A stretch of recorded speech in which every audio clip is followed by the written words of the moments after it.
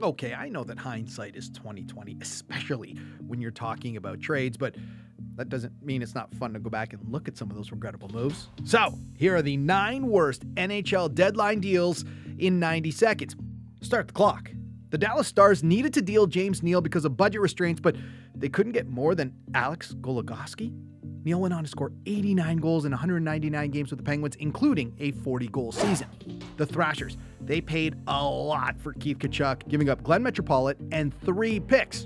They were swept in the first round, and Tkachuk just ended up re-signing with the Blues in the offseason. The Sens just had too many goalies in 2013, so they had to make room by dealing Ben Bishop to the Lightning, and all they got back was Corey Conacher and a 4th-round pick.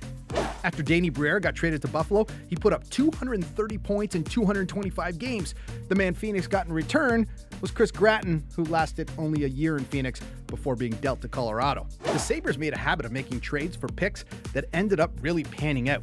First, they traded Jerry Korab to the Kings for a 1st-round pick, and they used that 1st-round pick to take Phil Housley.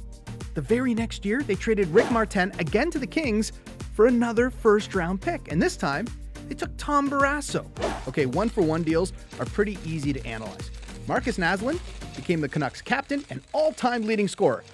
Alex Stoyanov played 45 games for the Pens and never played in the league again. In 1988, the Flames needed blue line help and depth in net, and they got it with Rob Ramage and Rick Wamsley. But what did they give up to the Blues?